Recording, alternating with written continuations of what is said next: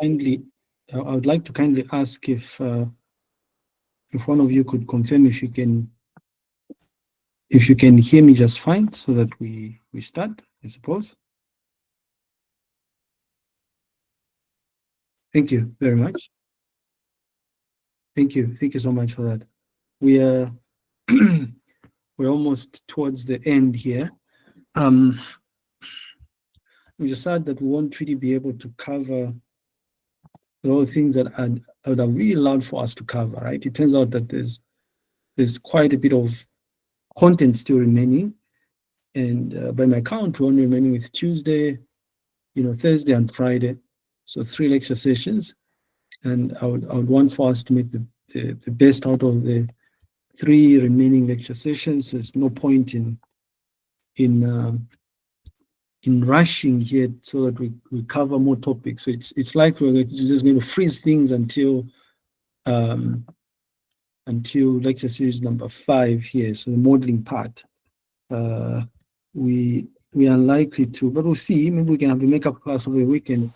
We are unlikely to do anything to do with data mining, but that's fine.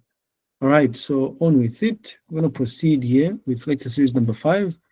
And I believe when we met last time, we actually got to a stage where we're looking at classic examples of supervised machine learning, and I think I got into a stage where I was about to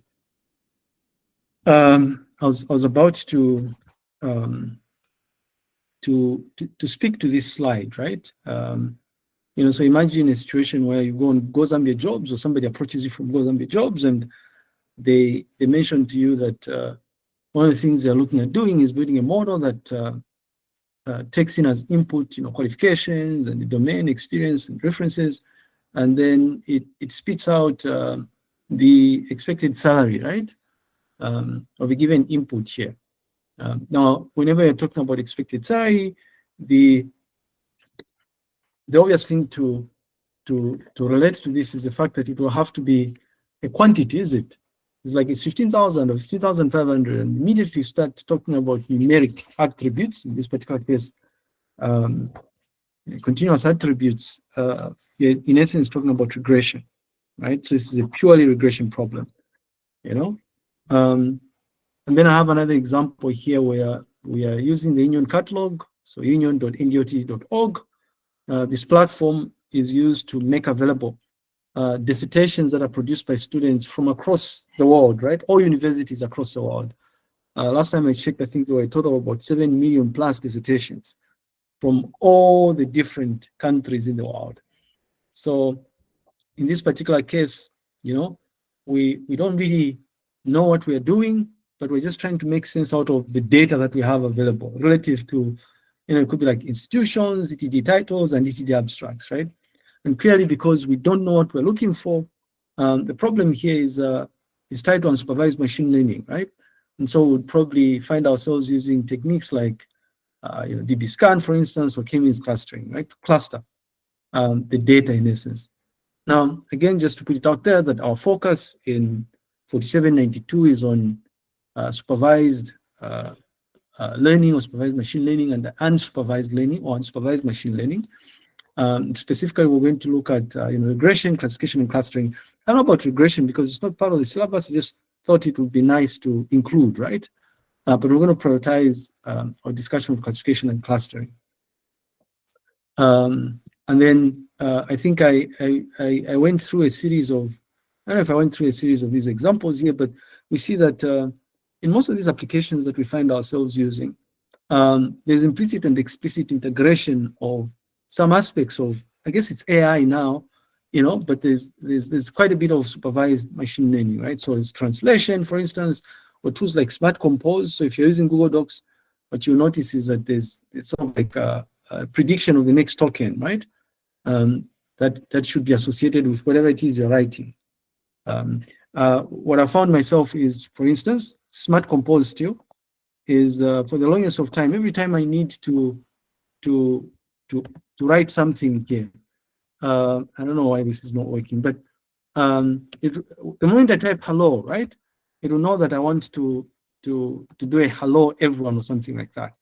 So there's that. I don't know why. I don't know in what instances it pops up and what instances doesn't pop up. But anyways, so quite a number of examples here, and I gave an example of dating sites and some of the specific examples that we've worked on as well. Now, today, right? I thought would ease our way into an important kind of topic that is associated with both of these two types of machine learning techniques that we've introduced, both supervised machine learning and unsupervised machine learning, right? So it's notion of evaluation. It turns out that irrespective of whether you're building a binary classifier, a multi-class classifier, or a multi-label classifier, or indeed if you're leveraging a supervised machine learning to build a model that spits out some patterns, right, by way of clusters, you have got to find yourself assessing the relative success of what you've implemented. In other words, what we're saying is that irrespective of the type of model that you find yourself implementing, evaluation is a crucial aspect of the implementation process. So this notion that you'd have to assess the relative success of what has been done. And really, our definition, our working definition of evaluation, at least as it relates to this discussion, and indeed any other computing-centric discussions or evaluation in general, really is a systematic determination of a subject's merit, worth, and significance, right? Using a specified criteria. So in essence, you have this criteria that you're using as a benchmark, as a basis to do your comparisons here. And so you're assessing, in this particular case, the subject is a model. A key thing to kind of remind us is that you notice in the CRISP-TM model that there's an arrow that originates from the evaluation phase back to business understanding.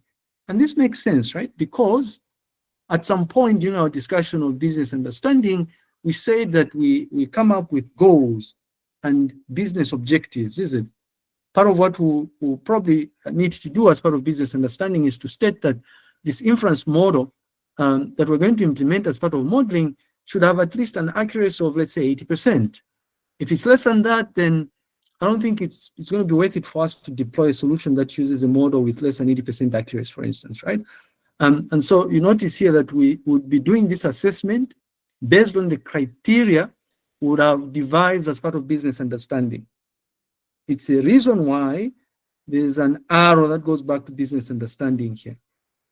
Okay, so prior to deployment, you are in essence going to check, right, if your results, the results of your evaluation are in line or are aligned with what was arrived at during business understanding. And really, what evaluation does is it helps assess an entity, this could be a model, to help in decision making. Should we deploy this model or should we not deploy it? Or to ascertain the degree of achievement or value in regard to the aim or the objective. Now, sometimes when you build a model, right, if you look at the more objective metrics, like, for instance, precision or recall or F1 score, right, it may just be the case that, the results of your evaluation will be perhaps above the threshold that you're working towards. But there are interesting questions that you're going to have to ask as part of evaluation. Like, for instance, is the model that has been implemented useful? Sure, we've implemented a model, an inference model, that tells us, these students that are going to be enrolled in this computer systems and architecture course, out of these, this group is more likely to fail and this group is more likely to pass. If I, as a course instructor, is exposed to that solution, the question to ask is, am I going to find it useful, for instance? Am I going to find it helpful? So it turns out that over and beyond these objective measures, you may find yourself evaluating, I won't call these, because this is something that is easily relates to, I won't call these non-functional requirements really, right? Those things that were introduced to you as like usability. If you remember the FAPS model, right? I don't know if you remember that. But anyways, so you'd be interested in doing all those things. Now, the interesting thing about evaluating things like usability, right, or usefulness is this solution easy to use or something? Is it helpful? And all those things. Now, it turns out that one of the easiest ways of doing this is you actually conduct user studies. And this is what they taught you in human-computer interaction, is it? This notion that there are predefined ways of assessing these metrics that may not be objective, like the relative usefulness of a model, right? Better think here. This is why they were teaching you in, if you remember, in human-computer interaction, that there are pre-existing instruments that you can use to measure usability or usefulness, for instance. Like, for instance, term, right? If you look at the term questionnaire, you begin to notice that there's aspects of the term questionnaire that will allow you to measure the perceived usefulness of whatever it is you're doing. So you would modify something like this to do your assessment. Anyways, now there's something to appreciate about evaluation, right? The fact that it is systematic, it must be systematic here. So typically what you do, especially if you're dealing with these objective measures, is you'll have to explicitly state the series of steps you use, right, to generate those results. And this makes sense, right? When you're evaluating, what that means is that you designed an experiment or something, and an experiment idea is supposed to be reproducible, is it? Somebody else should be able to get more or less the results that are similar to what you've gotten. Okay? It must also be rigorous, meaning that you'll have to obviously design this experiment or conduct this evaluation in such a way that you can rule out the possibility that the results were obtained by chance. So this will mean things like repeated measures. Yeah? You're conducting repeated measures, for instance. You're taking into account all the important control variables where applicable. In fact, what you will notice tied to this notion of being systematic is the fact that in most instances, what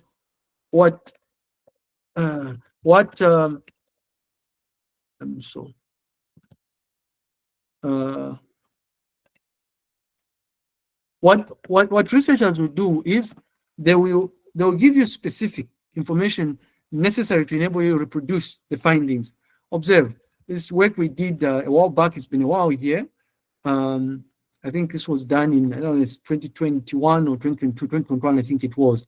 But you notice that under evaluation, right, when we're talking about how these machine learning models were implemented, under evaluation, there's mention of important things like, in the methodology, by the way, here, you see this? We're saying all experiments were conducted on a standalone, Lenovo IdeaPad 320, right? We're specifying the specifications as they relate to compute resources and the type of compute or something like that. Because it turns out that if you were to run the same experiment on a different sort of computer, maybe you'd get different results, right? Anyways, and then, by the way, sorry, this is, some of the slides are borrowed from my master's course here, 5741, but this is supposed to be 4792 here. So we're saying that evaluation involves critical assessment of a given set of objective, and I'm just giving an example here. For instance, wanted to find out if Lighton is effective at teaching CSC 4792, right? We would have to devise an experiment that would, in this particular instance, clearly enable us to empirically determine to what extent Lighton is effective. So maybe we would, put together a questionnaire that will have questionnaire items that would be used by students to indicate the extent towards which Lighton is effective, right? And then when we, kind of collect those results, we aggregate them, we'll be able to infer whether, using the aggregate scores, is it average scores, we'll be able to determine whether Lighton is effective or not, to what extent is effective. Now, what is key here is that when you're conducting an evaluation, there are things that you're measuring, is it? These measurables, the things that you're measuring, are what are known as metrics, right? And metrics are nothing more than attributes that will provide you with values to be used to assess, in this particular case, the implemented models, right? Attributes. And we'll talk more about these attributes, things like accuracy, precision, F1 score, there's quite a number of them, right? Root mean square and all those things. But you see, in addition, it becomes important for us, especially when it comes to machine learning models, right? It becomes important for us to to appreciate the importance of evaluation.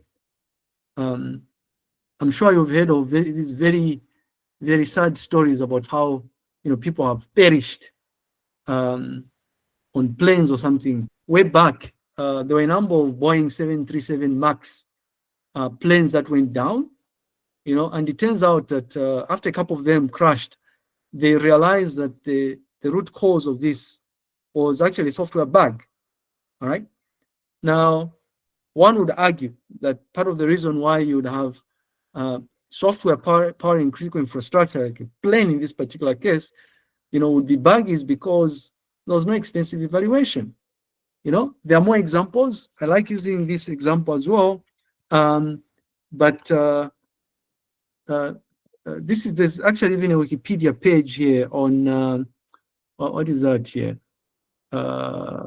Software bug versus radiotherapy.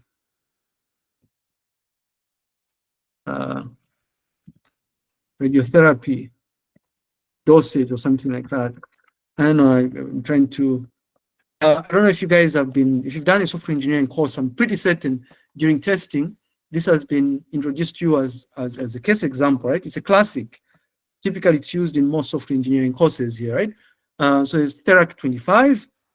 It was a computer-controlled radiation therapy machine, right? So the idea behind this machine is it would actually indicate the dosage in terms of the radiotherapy that would have to be given to a patient. Now, because of the design flaw, a number of people ended up being given high doses of radiology, right? Disaster here. Again, classic example of instances where, lack of evaluation or lack of extensive evaluation, or perhaps the fact that the evaluation process was not systematic and rigorous resulted in something that was disastrous, right? Fatal in this particular case. But there's more, right? In some instances, the implications of not extensive evaluating a model may be fatal. In other instances, it may not necessarily be fatal, but they have adverse effect on society as a whole. I don't know how many of you probably used Google Photos early on in the process when it was just launched. But this guy here, I think this tweet has probably since gone down here. But this person posted something on Twitter to the effect that what Google Photos had done to one of the images uploaded on his Google Photos profile was tag him and the girlfriend as gorillas, if you notice here, right? Now you may think that this is something that is probably trivial and stuff here, but this has implications on society, right? It's like if we were to check the comments or the replies to this tweet, you notice that people, were screaming racism and all those things here. Now it turns out that obviously part of the reason why this was happening, or part of the reason why this happened, is because the application itself was initially trained on probably images, a lot of images that had Caucasians, right? In other words, people that don't like you and me or you and I.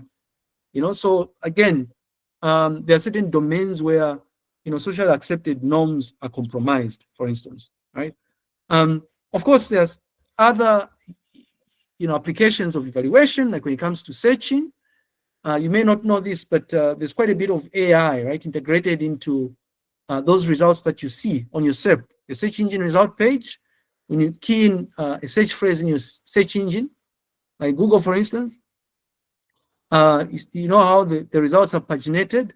Well, the science behind that in part involves some aspect of AI models, if you will. Now, in this particular case, obviously, the implication of an evaluation which is not extensive or rigorous is that users that are searching for content will not be able to easily find what they're looking for. So you end up with like wrong search results, for instance. You may think this is not very serious, perhaps not, but we're just trying to highlight the fact that these are, again, implications of, I guess, a trivial evaluation strategy or something. Now, it turns out that evaluation forms a very crucial part of machine learning, both supervised and unsupervised machine learning. And typically, we tend to assess the relative success of these models from two main aspects, or by taking into account two main aspects. Would look at how efficient the model is, yeah, and also how effective it is. Typically, when we are asking the question, to what extent is this model efficient, we are primarily looking at consumption of compute resources, right? So in other words, during training, how much RAM do you need? During training, do you need some specialized piece of hardware, or can you use a commodity computer system like a laptop, for instance? Also, this can be viewed from the perspective of, after training, during inference, how long does it take for you to get back the results? How long does it take for the model to actually give you a result if you feed it a new observation or something like that? So that's the efficiency. And then effectiveness is really looking at the relative the relative performance, I want to say, of the model itself, right? In other words, how good is the model that you've built? And typically, a common metric that you would use is accuracy, right? And so you have people throwing around things like, oh, the model is 90% accurate, or it's 80% accurate, or something like that. There's something interesting. I was reading not too long ago. Somebody was talking about tiny machine learning. It's one of those hot topics in this space. So if you look up tiny ML or edge machine learning, sometimes it's called here. The study they conducted was aimed at trying to build models that can be deployed or that could perform inference on Arduino boards, right? And so they were looking at metrics like response time. So they evaluated these different models and trying to measure, right? When you deploy a model, how long does it take for you to get back a response? Power consumption, usage of RAM, for instance, the relative footprint of the model itself once deployed, right? Because the model, right, will typically take up space on the machine itself as well. By the way, it's not just tiny machine learning or ML, but also they are now so-called, if you're interested in this space, you probably want to look at tiny ML machine learning, or actually look at tiny LLMs, right? So you can actually make use of these tiny large language models. I have a tiny large language model which is based on Llama 3. If you notice here, I have the tiny Llama, which only has like 1.1 billion parameters.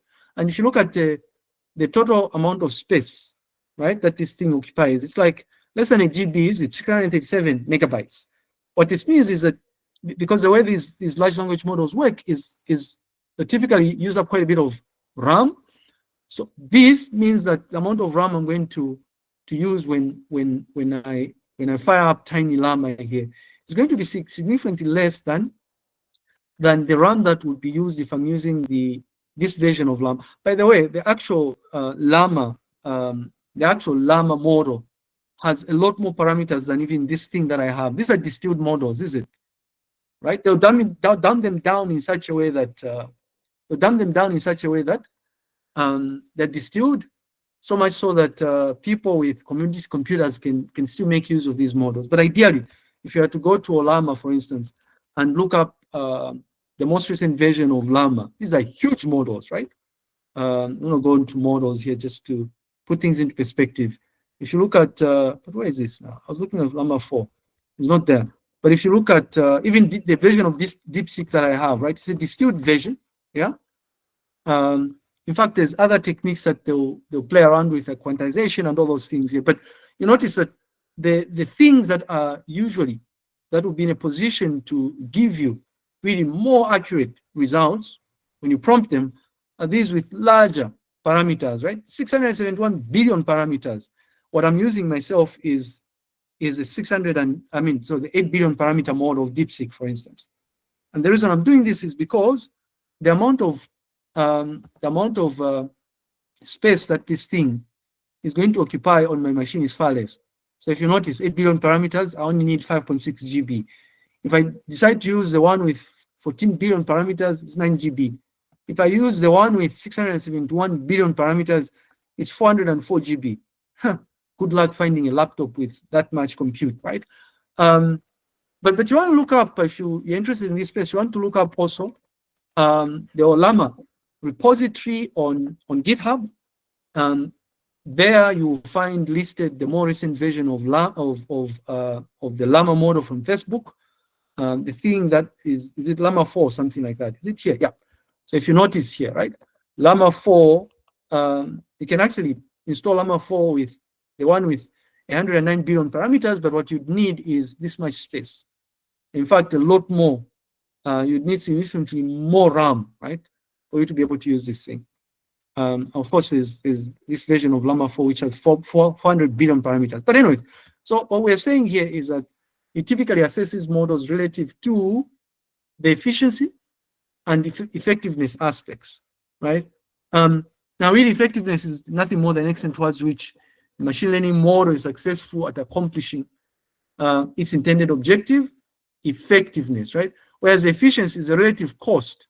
And typically, the cost is not generally in monetary terms. It can be, but it's usually looked at from the perspective of compute power, right? How long does it take? What is the response time, right? In some instances, you will have to wait a long time for you to I don't know if this will work here, but you'd have to wait a long time, right, for this thing. Yeah, if I do OLAMA run, if I run, let's say DeepSeek or something like that, right? I hope this thing won't. If I run DeepSeek and I ask this thing a question, right? Tell me about something here. It's going to take a long time, right? I hope this thing won't. Maybe it would be nice if I switch off some of these things here that eat up a lot of my RAM. It would be a lot easier here as well. Much better here. So tell me about Professor Jackson Phiri or something like that. Jackson Phiri from the University of Zambia. And what this thing will do is, if you notice, right, inference is taking a long time. In fact, because this is a thinking model, if you were to run this on the DeepSeek website itself, you actually get back this result, right? Within milliseconds, right there and then, once you enter this prompt, it comes back. But because I'm running this model locally, it's a distort version, obviously, but because I'm running this locally, if I can, it's going to take a while, is it? I'm going to go here and go to, yeah, you know, DeepSeek. DeepSeek.com or something. If I run this on the DeepSeek.com website, it's not going to take as much time, right? So if you are to compute, notice, because this is a thinking model, the response is not yet back, right? And we're probably already within the 1 minute threshold here. 1 minute later, and this response is not yet ready. Yeah. Efficiency, is it? If I was to run this, I don't know why this is taking a while here, but if I was to run this on this DeepSeek.com, for instance, it wouldn't take as long, you know.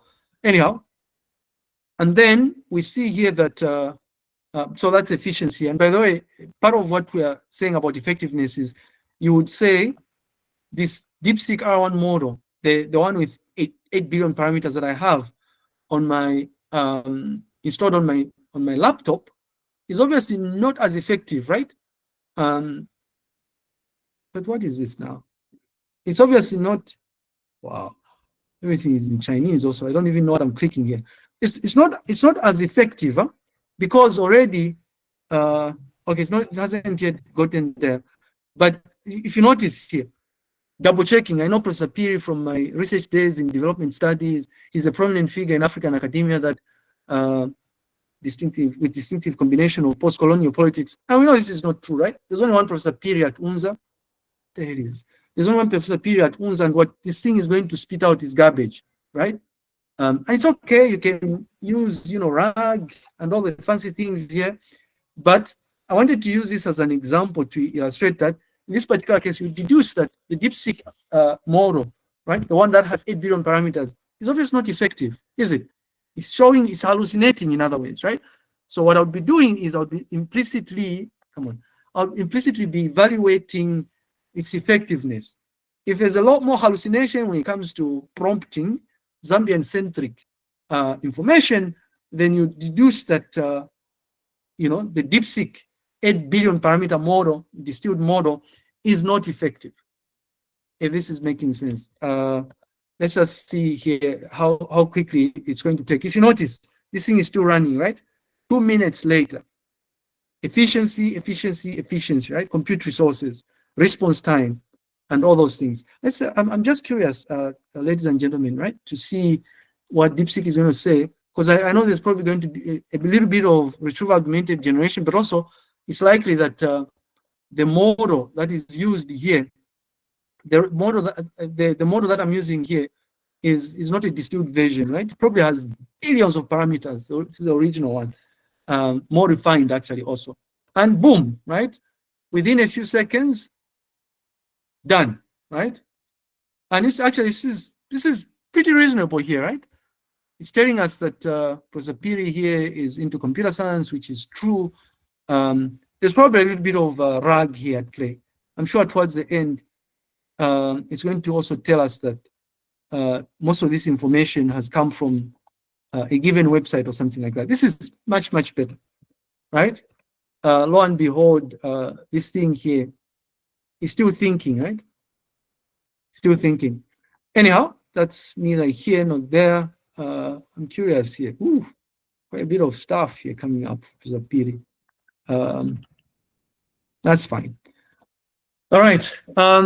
So on with it, just a few examples of efficiency evaluation at play. What I'm showcasing here in the red bounding box, offline models. These are pico files. Typically, when you train an offline model and you want to share it with people, you encapsulate everything in what's called a pico file. So using this thing, other people will be able to use this model to perform inference, ideally.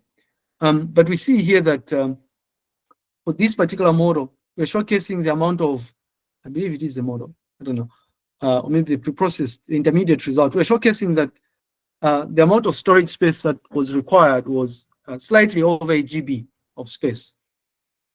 So we'll be looking at, in terms of efficiency, we are concerned with execution speed, things like response time, and the relative uses of compute resources. And the compute resources, processing power, things like amount of RAM, random access memory required, things like storage space that you would require as well, right?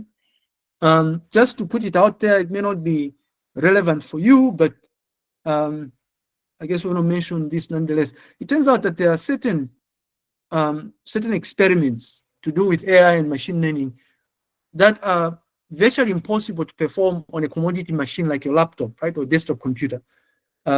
Entities like Xamarin, they are located along Vice Chancellor's Lane, just after the Unzalaru Secretariat, in case you didn't know.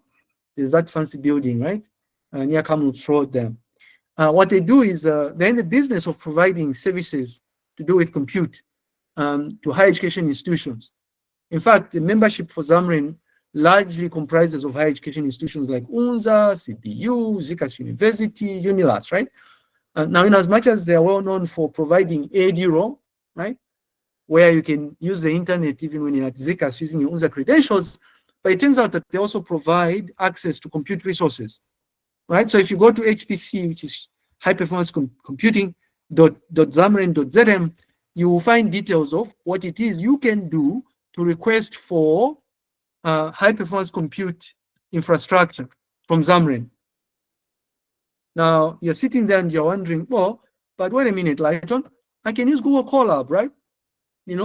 Or I can use Google GCPs, Google Compute Platform, or Amazon Web Services and all those things. Well, if you remember, we highlighted the fact that there is legislation in Zambia that prohibits us from doing those things.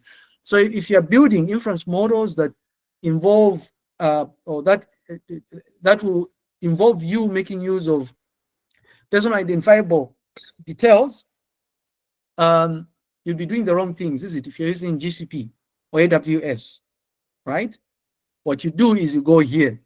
Or alternatively, you go to the people that are helping paint that department of yours and to put new chairs or something. Infratel, right? So Infratel provides this sort of compute infrastructure as well. Although they've been singing the Azure song for so long now, it's almost like it's the only thing that they have available here. But if you approach them and you talk to them nicely, specify what it is you want, they'll be able to provide you with the compute resources you'd need, to build models that you wouldn't otherwise be able to build on your commodity machine or something like that.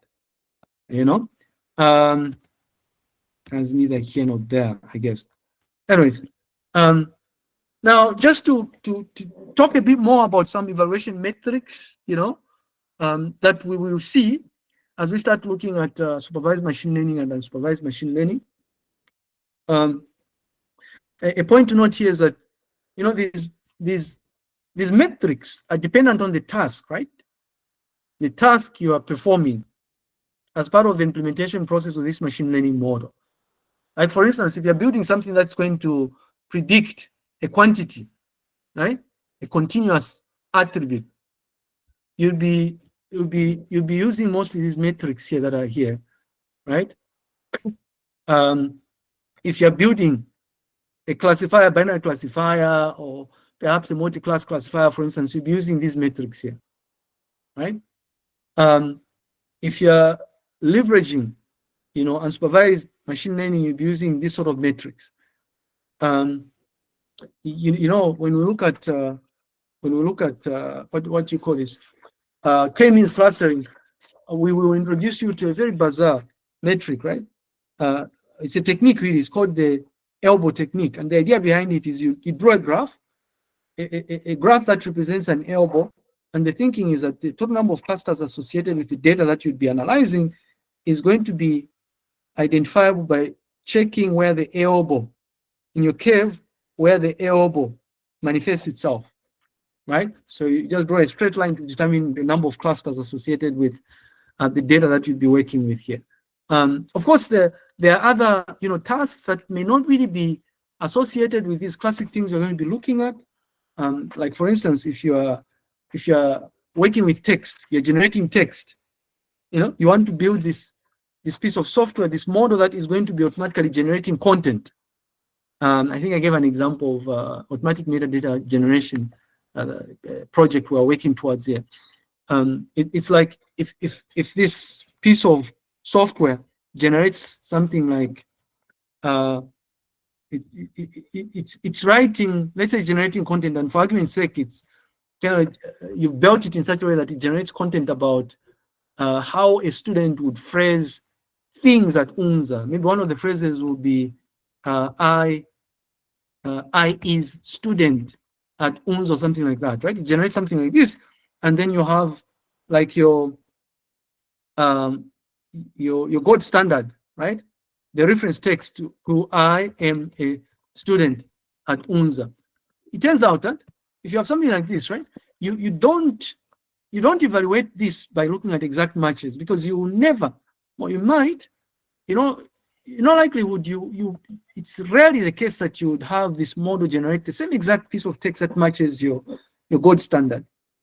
And so what you do is you have techniques that will look at, what proportion of these words in your gold standard text appear here, for instance, in what has been generated, right? There are all sorts of funny tricks, that people have come up with, and those funny tricks will manifest themselves as part of, we're computing the blue score, for instance, quite the classic in terms of natural language processing, for instance. Or we're going to look at the rouge score, something like that, right? Or the bird score, right? Anyway, that's neither here nor there. Now, when we look at regression, we'll revisit some of these things because they'll pop up when we're evaluating the models that we're going to be implementing together. You notice I'll throw around things like a root mean square, right? The root mean square error. The idea behind this is because regression problems are tied to supervised machine learning, you would have data already available, right? It's like data that has something like, for this sort of input, let's say January 2015, the BNNB value was 5,000, right? And then maybe you're trying to run inference on 2025, December 2025. You don't know what this is. Okay, maybe not December 2025, but let's say December 2015, it was probably at 6,000 or something like that. Now, what you do when you're running inference on something that you've built is, and we'll talk about this, but you split up your data into, traditionally it's into a training dataset, training level dataset, and testing level dataset. So when you're learning the model, when you're training the model, you just train it using, the training dataset, and then afterwards you start testing it with the test dataset. Now, when you're testing with the test dataset, right? When you build the model, part of what you're going to do when you're testing is you're going to tell it to say, tell me the BNNB value for December 2015. And then maybe model will tell you, the model will tell you the BNNB value computed is 5,990 kwacha. Yeah. However, in your labeled test dataset, you know that the value for December 2015 is 6,000. So this would be your actual value or something, 6,000. And so what you do is, for you to assess how good this is, you're looking at the error, is it? Like how far away is 5,990 kwacha from 6,000? So you subtract this and you'd get like a 10 kwacha or something like that, right? Now it turns out that your test dataset is not just going to have one labeled entry, right? Observation. You have a lot of them. It could be like 50 of them. So the thinking is you get the losses of the 50 of them, right? And then you aggregate them in a smart way and you come up with what's called the root mean square. And it turns out that this value can be interpreted in a number of interesting ways, right? Typically, it would be the smaller the value, the better the performance of the model. Now, I want to discuss this later on, but really the y hat here would be what is being predicted, and then the y is the actual value, you know? And the reason why you are squaring is because sometimes the difference between, because what you'll be doing is you typically do what is actual minus model computed, is it? In some instances, maybe the value for the model may be, let's say 7,000, but the actual will be far less, is it? Maybe 6,500. Now, if you subtract actual minus model, you get a negative value here. But in this particular case, it's the positive value. So it turns out that when you square these things, you're getting like positive values or something. In other words, you'd want to get a metric that is that makes use of the same unit as the values that you're working with. Really. Anyway, I want to talk more about this. You know, we'll revisit this metric. It's one of those mostly used metric, but I have a few notes here that speak to some of the things that you have associated with this specific example, right? Of a metric used to assess the effectiveness of a regression model. That's what we're talking about here. We're going to revisit this later on here. But also, we see that something else that you would find yourself, I hope this is making sense, by the way. Is this something that you've discussed somewhere? I think there should be a course, right? Hello? Can you hear me? Yes, doctor, I can hear you. Have you discussed this anywhere in the course? Not Okay. at all, sir. Okay, that's okay. Anyways, so this is regression, right? And there's a couple of other things here. If you noticed in this cluster here, there are a number of other metrics that you can use here, each with its own advantages and disadvantages. We'll look at these when we look at code examples. And beauty, by the way, is all of these are available within scikit-learn, right? You know, you just import them and you use them like that. So for classification, there's the obvious, you know, things like accuracy, precision, recall, right, and F1 score. Accuracy is pretty straightforward. You know, what you'd be doing is you'd be saying, if you have something like if you have something like, oh, in my test data set, I've tested the inference model, and what the model is telling me is that what the model is telling me is model that says accurate, actual. The model predicts this to be a fail, or pass, fail. But in actual fact, this is a fail, but this is a pass. This is a pass or something. This is a pass, right? Maybe this is a pass. This is a pass or something. The idea behind accuracy is you're saying out of the things that the model has predicted, like which ones are actually accurate, right? So it's like you're just counting them. In this particular case, 1, 2, 3, 4. Maybe we'll put another one here. This is a pass, but this is a fail. In other words, you'd be looking for things that mismatch, is it? Or things that match. Out of the 5, this makes sense. This makes sense because they tally.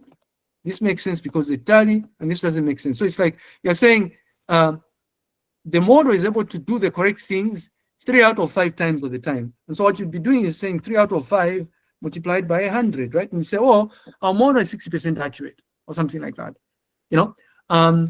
Anyways, but there's other metrics, right? Like for instance, precision and recall. And it turns out that there are specific instances where you'd be more interested in these metrics, right? And I guess we can use examples when we get to the stage where I don't know if I think I'll change my, I'll change this so that we look at this, I guess, in more detail. I'm trying to see.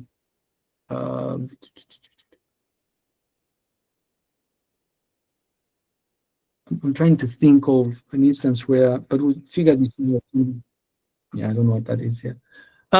Anyways, so what we are saying here is that there are other metrics like precision and recall, and I think F1 score. Yeah,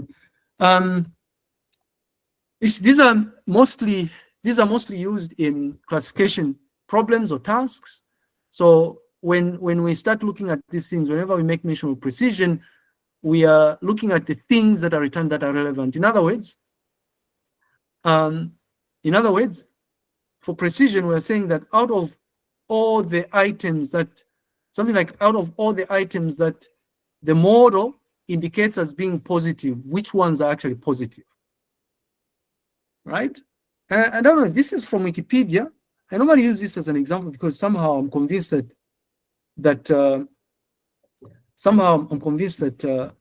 this may be helpful, right?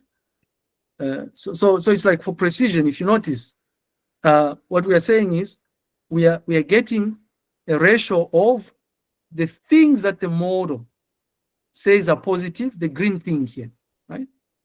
The green chunk, when compared to the entire universe, is it?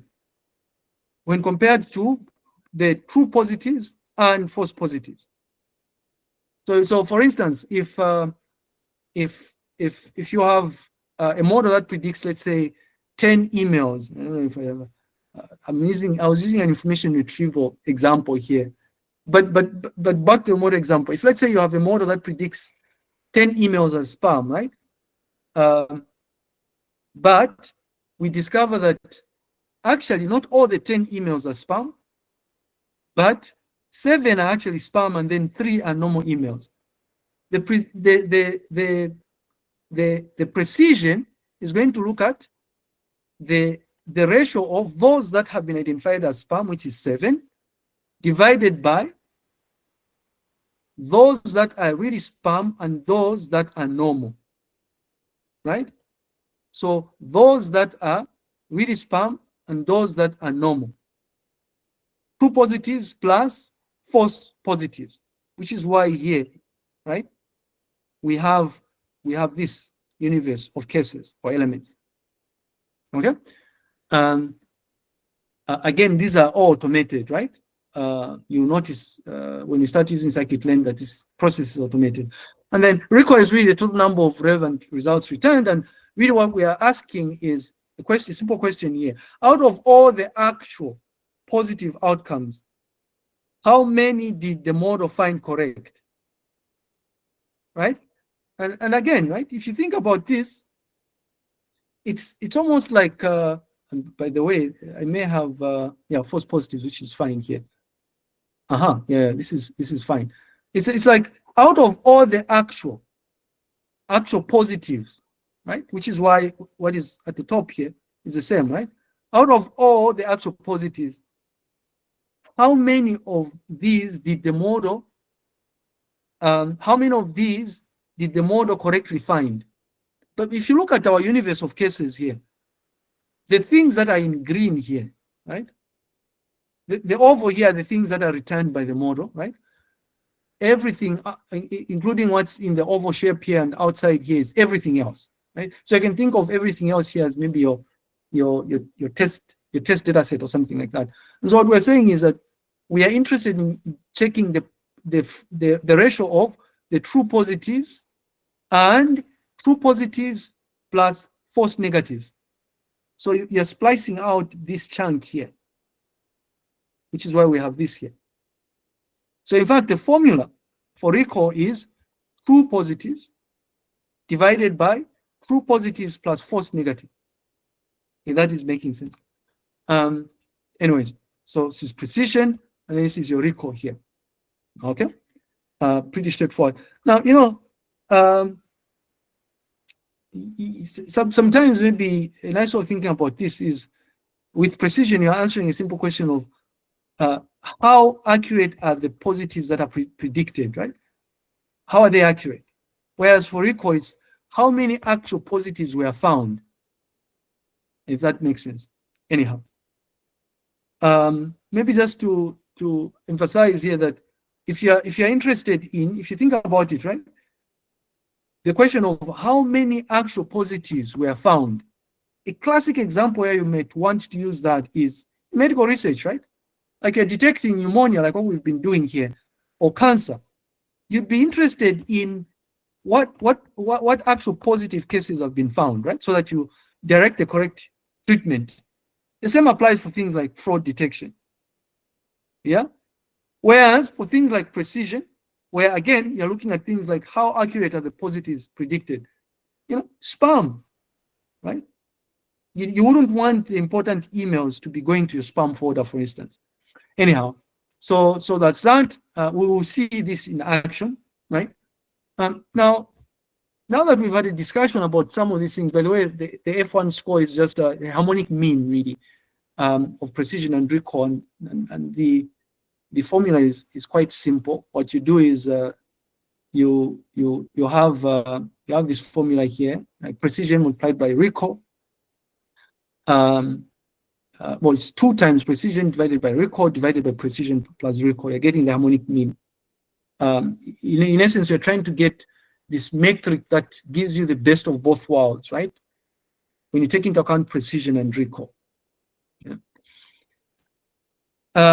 Again, these things are automated. We shall look at specific examples very, very soon. I think as soon as possible, which is Tuesday, I think it is. Now, the thing I wanted to stress here is the importance of being rigorous in terms of the experimentation, right? If you are trying to measure the effectiveness of your model, for instance, similar to these other experiments, you've been taught about this, is you've got to be methodical, right? Systematic and rigorous. And what that means is there has got to be aspects of you doing repeated tests and all those things, right? Taking into account control variables and stuff. In fact, you have got to sit down and then you plan these things out. Even more so, and this will make sense when we look at specific examples, even more so when it comes to experimental factors linked to this.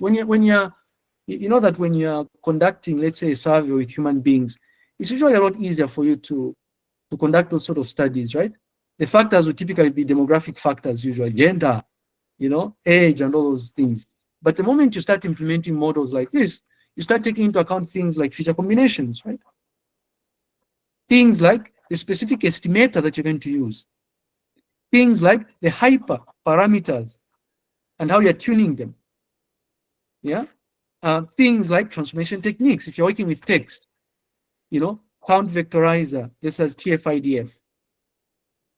You know, and so careful planning is required prior to executing this experiment so that you take into account all these different things. I know we have another example that we did here. I think I showcased this to you a while back. I don't know how much we used to remember, but you guys, you forget easily here. Let's locate this CDL.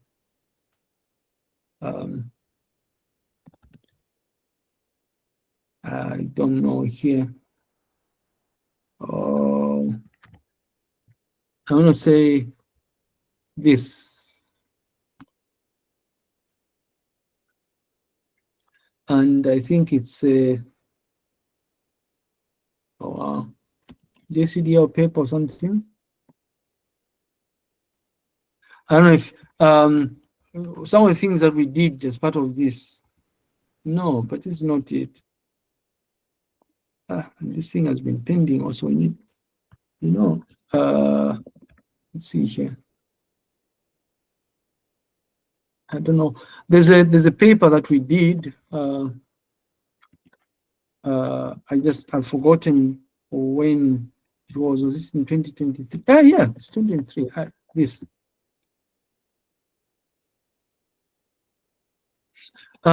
If you look at this write-up, right, what you notice is somewhere at the bottom here, we're we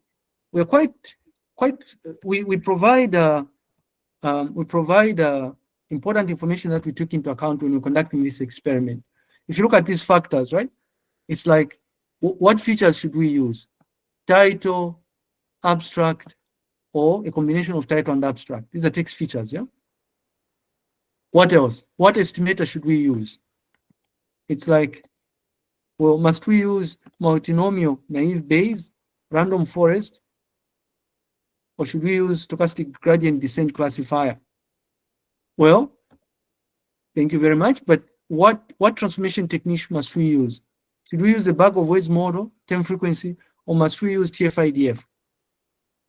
Okay, that's well and good. What else do we do?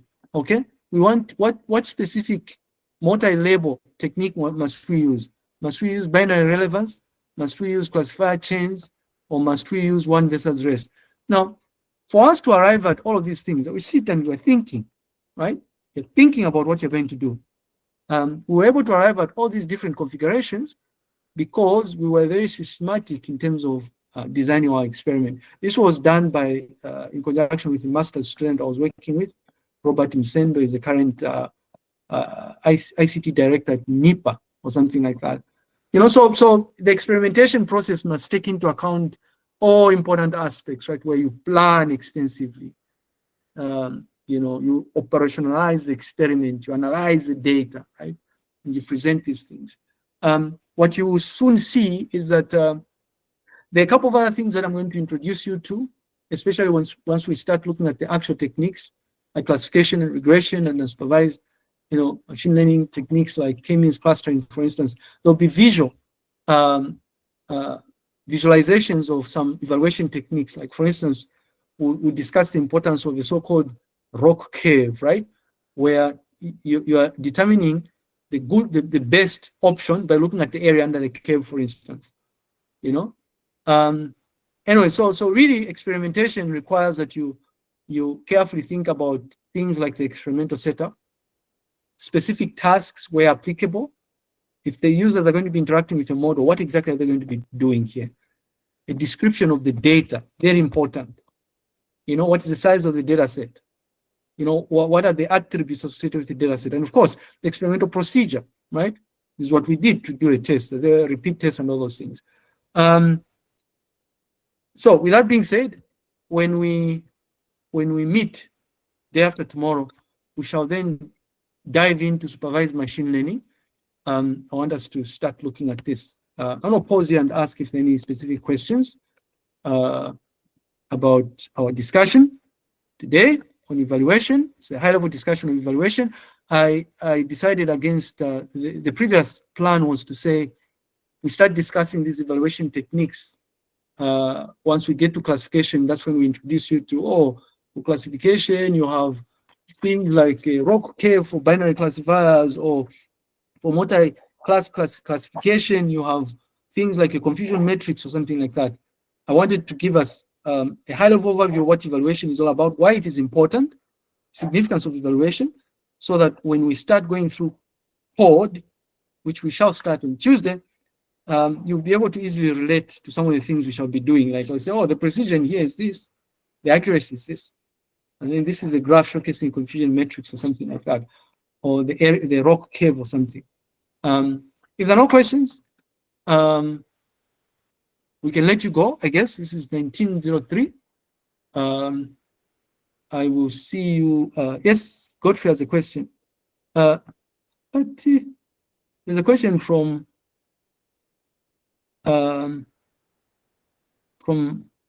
Alexander Chance, who says, what is the coverage of the test? But I thought we mentioned this here. We said there's an email, right? I don't know if you see emails, Mr. Alexander here. It's always nice we are scientists here. It's always nice to use evidence here, right? So lecture series number 1 all the way up to number 4, we said, right? So here you go, Alexander. Everything all the way up to lecture series number 4. So we're not going to have anything to do with modeling, but don't worry, there'll be plenty of questions in the exam on modeling, plenty of them actually, because we have to give you options here. I can't give a sample test here because my style of questioning is different, but what I can do is, that's not a problem. I will ask Dr. Mkelebai to send, because he was previous course instructor for 792, to send his samples. I don't know if it's going to be helpful to you, but I'll ask him to send those nonetheless. So just give me until tomorrow. I'll contact him. He's not around. He's on sabbatical. He's on sabbatical leave. So, but I'm pretty sure he will respond. So I'll ask him for samples. All right. And then there's a hand up from Godfrey. Yes. Sir, it's not on what we have been learning, like for today. I wanted to find out maybe I missed something related to the project, the one you have given us. Like in terms of the dates, if there are any changes, and when is it due? Yeah, so there are changes to the date. I felt it was going to be unfair to give you unrealistic deadlines. And so, for instance, so here's the thing. This is me telling you, data preparation must be finalized by Tuesday. That's the 9th. I'll adjust those things. I was trying to give people an opportunity to understand these things, not just rushing to submit, right? And then I can't set a deadline for model implementation because guess what? We are only discussing model implementation now. And so tentatively, what will happen is we'll give you a deadline of Thursday, I guess, Wednesday or Thursday. I'll just say Thursday here because by Tuesday, would have covered enough to enable you to work on the modeling part of this. And by the way, it's becoming quite clear here that the presentations will likely be next week, likely Monday. So I'll start processing you guys on Monday, 8 in the morning, by the way. If it's Monday, it's going to be 8 in the morning. It takes a long time to process. Your class is huge here. And I was processing a much smaller class for project-based assessment not too long ago, and we started at 8, and we were only leaving, I think it was around 19, somewhere there. Well, 18:30, somewhere there is when we were processing the last group. You know, so it's likely going to be Monday during the study break, because it won't make sense to have you latest here. We'll have you finalize everything by Friday. So here's the other thing. So checkpoint for data preparation is Tuesday, the 9th. Checkpoint for modeling is likely going to be either based on what we'll do by Tuesday, Wednesday, or Thursday, but most likely, I guess it's Thursday. And so all the other deadlines, like the report, has got to be turned in by Friday. So it's like all of the things, GitHub repositories and the Jupyter notebooks, the ones that are going to be used for grading. What I do is I'll give you my laptop, right? So do the demo or play back these things. So there's nothing like we have our own laptop here. So you better make sure that these things are working by Friday, because we are freezing everything by Friday, this last day of classes on the 12th, so that on Monday, when you're doing your demonstrations, when we are marking the papers that you're putting together, the final report, technical reports, they'll be based on everything done as of Friday. Of course, I mean, technical reports are going to have to be submitted by the Moodle. So I hope that answers your question. I started and I was thinking, rushing here to say, they have to submit. No, makes sense really, because we haven't covered implementation yet. Yes, Mr. Godfrey. All right. So somebody says, can the deadline be Friday instead so that we get some time to focus on preparing for the test? No, but what do you mean? Well, I know about that, Miss Rebecca here, Miss Mwale. Okay, Friday it is. It's fine. Modeling is Friday. That's fine. Modeling and all the other deadlines like everything is Friday. Yes, Daliso has a question as well. Yes. About the test, the theory part, can you kindly explain how theory we have to expect? Well, I mean, so I'll be asking you, like, for instance, preprocessing, right? I'll probably, I can ask, let me just ask a trivial question here. I'll ask something like, explain example preprocessing tasks. That's theory, right? There's no code required. So you'll be explaining what, stop weight removal is all about, what stemming is all about. That's what I mean by theory.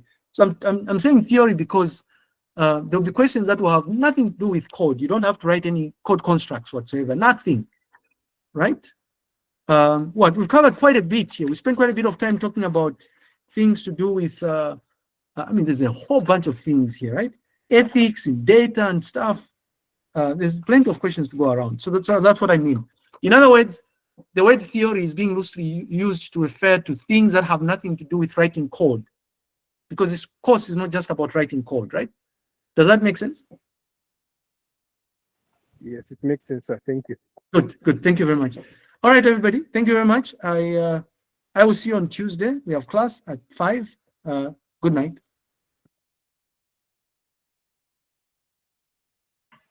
Cheers, sir. Cheers.